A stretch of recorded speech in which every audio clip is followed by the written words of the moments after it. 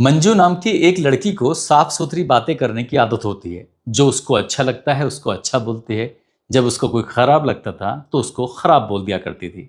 जब स्कूल में पढ़ा करती थी वहां पर उसको एक लड़का अच्छा लगता था। उस लड़के के पास जाती है, उससे बातचीत करती है और अपने प्यार का इजहार कर देती है।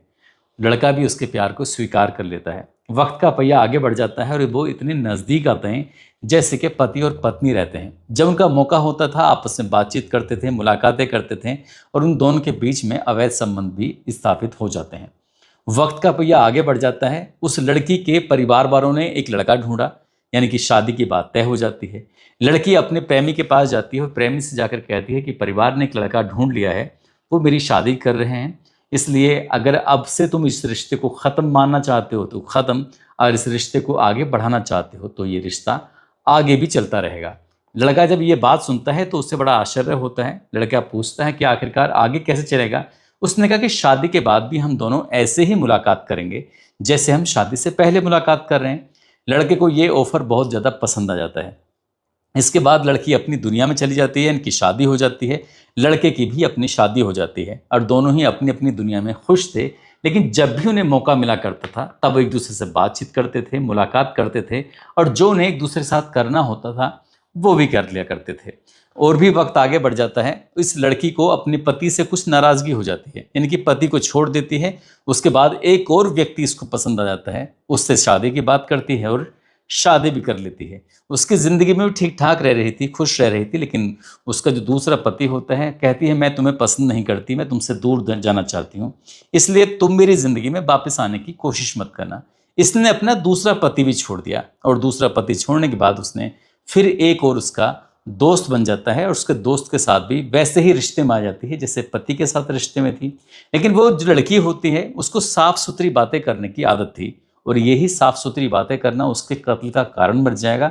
उसने कभी सोचा नहीं था। यहाँ न केवल एक कत्ल होता है बल्कि दो कत्ल हो जाते हैं और जब इन दो कत्ल के बारे में लोगों को पता चलता है तो बिल्कुल भी यकीन नहीं हो रहा था। क्या है आज के इस पीछे की पूरी कहानी और कैसे कत्ल होते हैं और कत्ल करने वाले कौन थे, आज की इस घटनाक्रम के माध्यम से जानने और समझने की कोशिश करते हैं। आदाब, नमस्कार, सत श्री अकाल। मैं उस्मान सैफी। आज की जो सच्ची घटना मैं आपको सुनाने जा रहा हूँ, ये सच्ची घटना है बिहार प्रदेश के ज़िला मुजफ्फरपुर की। मुजफ्फरपुर ज़िले में एक थाना लगता है कांटी, और कांटी थाना क्षेत्र का एक जगह है। वहाँ पर एनटीपीसी का एक प्लांट है।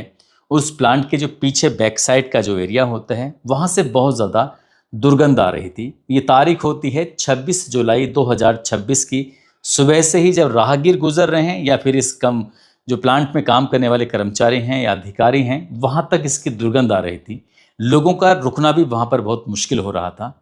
जैसे जैसे वक्त आगे बढ़ रहा था वैसे वैसे दुर्गंध का भी आलम बढ़ता चला जाता है। तभी राहगीरों ने और आसपास के जो लोग थे उन्होंने देखा। देखने के बाद ये पता करने की कोशिश की कि आखिरकार दुर्गंध आ कहाँ से रही है। जैसे वो पास में जाते हैं, पास में जाने के बाद देखते हैं तो वहाँ पर एक लाश मिलती है। लाश वो एक महिला की होती है। पुलिस को सूचना दी जाती है और जैसे पुलिस को सूचना मिलती है पुलिस मौके पर आ जाती है। पुलिस ने आने के बाद इस लाश को कब्जे में लिया और कब्जे में लेने के बाद पोस्टमार्टम के लिए भेज दिया।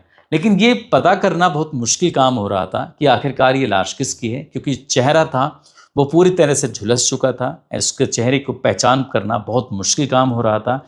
और जो लाश थी वो ऐसा लग रहा था जैसे कई दिनों पहले ही इसकी हत्या कर दी गई है और ये पूरी तरह से लाश सड़ चुकी थी। आखिरकार पुलिस ने लाश को कब्जे में लिया, पोस्टमार्टम के लिए भेजा और पोस्टमार्टम के भेजने के बाद फिर ये पता करने की कोशिश की कि लाश किसकी है। इसके बाद फिर सोशल मीडिया के माध्यम से एक सहारा लिया गया। जो भी मौके पर फ़ोटो खींचे थे वो और जो कपड़े के फ़ोटो थे वो सोशल मीडिया पर अपलोड कर दिए जाते हैं, ये कहते हुए कि इस महिला के संबंध में कोई भी जानकारी हो वो कांटी पुलिस स्टेशन में आकर संपर्क करे। और जैसे ही फ़ोटो सोशल मीडिया के अलग अलग प्लेटफॉर्म पर लगातार तैरने लगता है उसके बाद एक सूचना पहुंचती है। सूचना आती है कि इस महिला ने जो कपड़े पहने हुए हैं वो SKMCH एक नर्सिंग होम होता है उसके कपड़े होते हैं। इसके बाद फिर वहाँ के लोग संपर्क करते हैं। पुलिस भी वहाँ पर जाकर नर्सिंग होम में संपर्क करती है, पता करती है कि तुम्हारी कोई कर्मचारी या डॉक्टर या कोई ऐसा सदस्य है जो यहाँ से गायब है, यानी कि लापता है। तभी वो अपने स्टाफ से बातचीत करते हैं और स्टाफ से बातचीत करने के बाद पता करते हैं कि हाँ, सचमुच एक महिला है जिसकी उम्र लगभग 30 साल के आसपास है, जिसका नाम मंजू कुमारी है। मंजू कुमारी कई दिनों से लापता है, यानी कि वो यहाँ पर जो नहीं आ रही है वो 23 जुलाई 2026 से हॉस्पिटल में नहीं आ रही है, जिसकी वजह से घर वालों से संपर्क भी करने की कोशिश की। अब उसका जो एड्रेस होता है, पुलिस को एड्रेस मिल जाता है, पुलिस उस एड्रेस पर पहुंच जाती है। ये लड़की रहने वाली होती है थाना जो होता है कांटी क्षेत्र का नरसंडा एक इलाका होता है, वहाँ की निवासी होती है। पुलिस उसके घर जाती है, घर में उसके पिता मिलते हैं। पिता का नाम विनोद शाह होता है। विनोद शाह से जैसी बातचीत की जा रही थी कि तुम्हारी लड़की कैसे गायब हुई, क्या बात है, उसके बारे में क्या जानकारी है, वो कहते हैं कि हाँ, हमारी जो बेटी है वो गायब हो चुकी है। न केवल बेटी गायब हुई है बल्कि बेटी का एक बेटा है 6 साल जिसकी उम्र है, जिसका नाम आर्यन है। आर्यन भी गायब हो चुका है, उसको भी हमने ढूंढने की तलाश करने की तमाम कोशिशें की। वो खुद भी थाने बार बार जा रहे थे। अब पुलिस ने कहा कि तुम्हें किसी पर कुछ शक है, कोई जिसके माध्यम से इस कहानी को, इस जांच को आगे बढ़ाया जा सके, तो उसके बारे में कुछ भी अगर तुम्हें लगता है तो हमें बता सकते हो। उन्होंने अपने दामाद का नाम लिखवाया। दामाद का नाम रवि कुमार होता है। साथ ही एक व्यक्ति होता है जिसका नाम हरि पासवान होता है, उस पर भी शक जाहिर किया। एक और व्यक्ति होता है जिसका नाम होता है विकास कुमार। साथ ही एक रंजीत होता है जो नर्सिंग होम में रहकर काम कर रहा था। इस सहित लगभग 6 लोगों के खिलाफ एफआईआर दर्ज कराई जाती है। एफआईआर दर्ज कराने के बाद पुलिस ने अब उस लड़के को भी, इस बालक को भी तलाश करना शुरू कर दिया। जहां पर लाश मिलती है, लाश के पास में ही बच्चे की चप्पल भी मिली हुई थी। अब पुलिस ने उस आसपास के इलाके को ढूंढना शुरू कर दिया। 26 तारीख को पहली लाश मिलती है और 31 जुलाई 2026 को वहीं पास में ही 50 मीटर के फासले से एक और लाश मिल जाती है, जो कि आर्यन की होती है, जिसकी उम्र लगभग 6 साल के आसपास होती है। बस पुलिस के लिए एक सवाल था कि ये हत्या किसने की है। जो नाम अभी पुलिस के पास आए हैं, क्या इसी में से ही कातिल है या फिर कत्ल किसी और ने किया है, इसके पीछे की क्या वजह है। माँ को तो मारा ही मारा, लेकिन बेटे को क्यों मारा, बहुत सारे सवाल थे। न केवल उस थाने की पुलिस जानना चाहती थी, उस इलाके के लोग जानना चाहते थे, बल्कि जो अखबारों में खबर ये प्रकाशित होती है तो सभी लोग इस बारे में जानने में जुट जाते हैं कि आखिरकार मामला क्या है। तभी पुलिस ने इसमें जांच पड़ताल करना शुरू कर दिया और जांच पड़ताल करने के बाद पुलिस ने कुछ जो कड़ियों को जोड़ना शुरू किया था।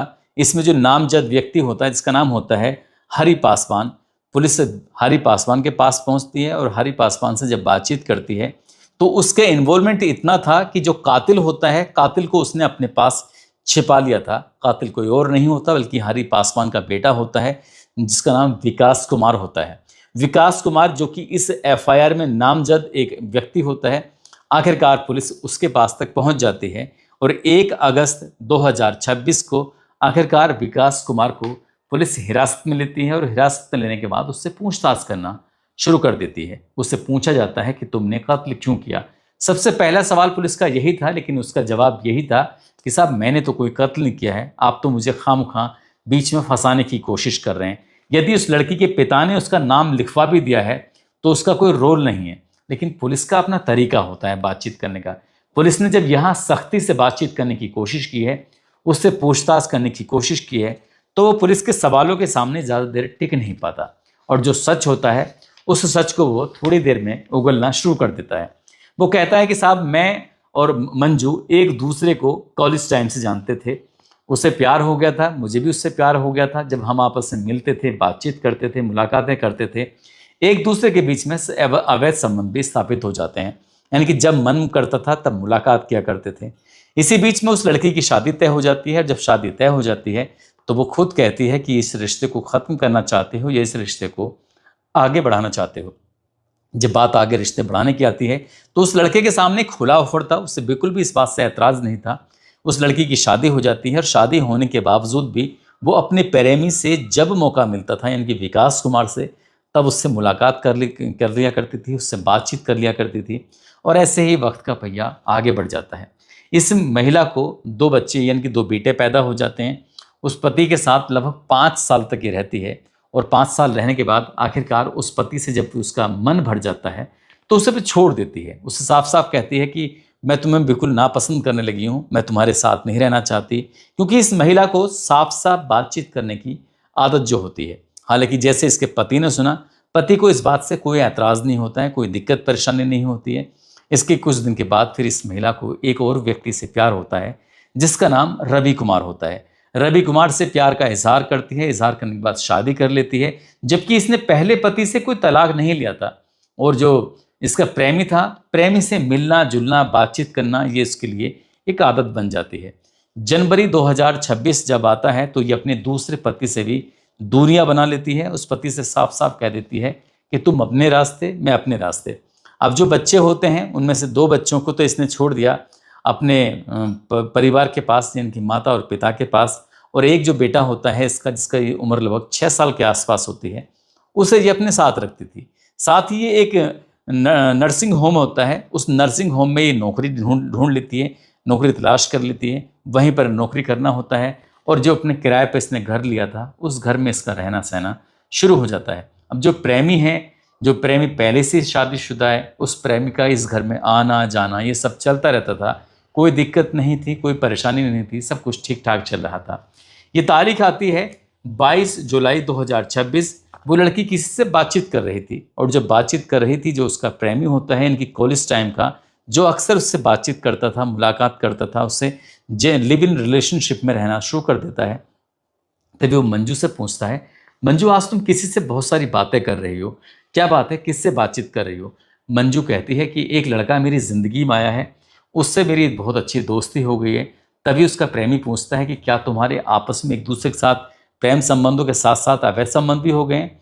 तो ऐसा दावा किया जा रहा है कि उस महिला ने स्वीकार कर लिया कि हाँ, उससे भी मेरी नज़दीकियाँ वैसे ही बढ़ गई हैं जैसे तुमसे हैं। यानी कि उसने पहले कॉलेज टाइम में प्यार किया, फिर शादी की, शादी के बाद पहले पति को छोड़ा, उसने फिर दूसरी शादी की, दूसरे पति को छोड़ा, उसके बाद फिर उसने ये एक और प्रेमी अपना बना लिया। और ये बात उसके पहले प्रेमी, जो कॉलेज का प्रेमी होता है, उसको ये बात बर्दाश्त नहीं होती। उसने इस बात पर विरोध भी किया, लेकिन वो इस बात को जाहिर नहीं करना चाहता था, इसलिए उसने प्लान बनाया। और जो प्लान बनाया तो उसने कहा कि 23 जुलाई को तुम मुझसे मुलाकात करना, जो एनटीपीसी का प्लांट है उस प्लांट के पीछे वाले एरिया में आ जाना, वहाँ तुमसे बहुत ज़रूरी बातचीत करनी है। ये महिला अपने आप में मस्त थी, इससे कोई दिक्कत नहीं, कोई परेशानी नहीं। ये सीधा जहाँ बताया गया था उसी रास्ते पर पहुँच जाती है। वहाँ जाने के बाद जब वो एरिया होता है, वहाँ इसने जब बातचीत करना शुरू किया, तभी जो इसका प्रेमी होता है, प्रेमी इस बात पर नाराज़ था कि एक बात बताओ, तुम लगातार एक के बाद एक व्यक्ति से के संपर्क में हो, ऐसा कैसे हो सकता है? अब इस बात को लेकर इनमें आपस में कहासुनी शुरू हो जाती है। उसने कहा कि मैं वैसे भी साफ साफ सुथरी बातें करती हूँ, मुझे इधर उधर की बातें करने की बिल्कुल भी आदत नहीं है। अगर तुम मुझे बिल्कुल पसंद करते हो तो करते हो, नहीं करते तो नहीं करते, तुम अपने रास्ते जा सकते हो, लेकिन इस तरह की बातें नहीं कर सकते। जब मंजू ने अपनी इस प्रेमी से विरोध करना शुरू किया, उसकी बातों का विरोध करना शुरू किया, तो इसके प्रेमी यानी कि विकास को बहुत ज़्यादा गुस्सा आता है। इतना गुस्सा आता है कि वो आपा खो बैठता है, और आपा खो बैठता है तो उसने इस महिला को साथ मारपीट करना शुरू कर देता है। न केवल मारपीट करता है बल्कि उसकी हत्या कर देता है। जबकि मौके पर चश्मदीद उसका एक 6 साल का बालक होता है, आर्यन, वो भी मौके पर होता है और वो सब दृश्य को अपनी आंखों से देख रहा था। इसी बीच में उसने उस महिला की हत्या करने के बाद आराम से, इत्मीनान से वहाँ से जाने की कोशिश कर रहा था, लेकिन उसके दिमाग में ख्याल आता है कि ये जो 6 साल का बालक है, ये उसकी ज़िंदगी का सबसे बड़ा नासुर बन जाएगा, इसलिए इस नासुर को निकालना बेहद ज़रूरी है। जैसे उसने उसकी माँ की हत्या की थी, ठीक बालक की भी वो ऐसे ही हत्या कर देता है। और हत्या करने के बाद माँ और बेटे के शव की दूरी लगभग 50 मीटर के फासले से वो अलग कर दी जाती है। अब इसी बीच में वहाँ पे एक हरे रंग की बोतल होती है, उस बोतल में कुछ ज्वलनशील पदार्थ होता है। उस ज्वलनशील पदार्थ को वो बच्चे के चेहरे पे डालता है, और जो उसकी माँ होती है उसके चेहरे पे डाल देता है। उसकी कोशिश ये थी कि इस लाश की पहचान नहीं होगी, माँ और बेटे की पहचान नहीं होगी, तो उसके बाद फिर पुलिस इधर उधर भटकती रहेगी और कभी भी इस बात का खुलासा होगा ही नहीं। यानी कि कातिल ने कत्ल कर दिया, ये सोचकर कि अब कभी वो पकड़ा नहीं जाएगा। उसने पहचान मिटाने की पूरी कोशिश की थी, लेकिन उसकी पहचान तब बेकार हो जाती है जब उस महिला के जो कपड़े पहने हुए थे उस पर एक स्टिकर लगा हुआ था। स्टिकर पर लिखा हुआ था SKMCH। और इस सोशल मीडिया पर जब ये फोटो वायरल होता है तो उसके बाद नर्सिंग होम वालों तक खबर पहुंच जाती है, और नर्सिंग होम वालों ने ही पुलिस से संपर्क किया, और संपर्क करने के बाद फिर इस घटनाक्रम का खुलासा हो जाता है। पुलिस जब 2 अगस्त 2026 को इस घटनाक्रम का खुलासा कर रही थी तो पत्रकारों ने सवाल भी पूछा कि इस घटना में क्या और भी शामिल है। पुलिस कहती है कि ये जांच का विषय है, लेकिन इस लड़के के पिता को पुलिस ने जो हिरासत में लिया था वो इसलिए लिया था क्योंकि वो जानते थे कि कत्ल में उसके बेटे का हाथ है। इसलिए पुलिस ने बाप को भी भेजा जेल और जो कातिल होता है उसको भी जेल भेज दिया। और पुलिस का ये भी कहना है कि इस हत्याकांड से यदि कोई और भी जुड़ा हुआ है तो जब चार्जशीट लगाई जाएगी तो उस चार्जशीट में उसे शामिल किया जाएगा, मामला अदालत में जाएगा और कम से कम समय में आरोपी को सजा दिलाने की कोशिश की जाएगी। भले ही चाहे कातिल करने वाला या फिर अपराध करने वाला कितना ही शातिर किस्म का क्यों ना हो, कितना ही वो सोचे कि इस घटनाक्रम का कभी खुलासा नहीं होगा, इसके लिए चाहे वो कितनी भी पढ़ाई क्यों ना कर ले, लेकिन अपराध कभी छिपता नहीं है। और इस कहानी में भी ऐसे ही होता है। मंजू का जो कातिल होता है उस तक पहुंचने में पुलिस को ज़्यादा वक्त नहीं लगता। 48 घंटे में ही इस हत्यारे को पुलिस पकड़ लेती है। पकड़ने के बाद गिरफ्तार करने के बाद उसको जेल भेज देती है। और जब घटनाक्रम का खुलासा होता है तो लोग कह रहे थे इस महिला को इतनी साफ सुथरी बातें करने की आदत ही आखिरकार क्यों थी। लेकिन सबसे खराब आदत इस महिला की होती है, उसको एक के बाद एक नए नए पुरुषों के साथ बातचीत करना, उनके साथ संबंध स्थापित करना, इस तरह की आदत होती है। और यही इसकी सबसे खराब आदत होती है जो इसके कत्ल का कारण बन जाता है। न केवल इसके कत्ल का कारण बनता है बल्कि इसके बेटे का भी कत्ल का कारण बन जाता है, जिसका इस मामले में कोई भी दोष नहीं था, कोई भी उसका कसूर नहीं था और वो बेवजह मारा जाता है। दोस्तों, जाते जाते अमर अहिरवार हैं। अमर अहिरवार का जन्मदिन है। साथ ही आभा सेन हैं, आज इनका भी जन्मदिन है। और हर्षिका दोहार हैं, आज इनका भी जन्मदिन है। इन सभी को जन्मदिन की ढेरों सारी शुभकामनाएं, बहुत बहुत मुबारकबाद। और कुछ लोगों ने नाम लेने की अपील की है, जिसमें बरेली उत्तर प्रदेश के मोहम्मद रब्बानी हैं, हिसार हरियाणा की रेखा वर्मा हैं, बदायूं उत्तर प्रदेश से सोनू हैं, तेरपुर से नफीस, बनत ज़िला शामली उत्तर प्रदेश के रहने वाले नदीम हैं, परसादी जो छपरा के हैं जिनका नाम विपिन कुमार है, एमडी जन्नत अंसारी जो कि दिनारा के रहने वाले हैं, इकबाल अंसारी और रिजवान उस्मानी हैं, अन्नू यादव हैं, मोहम्मद इस्माइल सीतापुर से हैं, ओम राजभर जो कि जैनपुर के रहने वाले हैं। आप सब लोग अपना ख्याल रखें, सुरक्षित रहें। जय हिंद, जय भारत।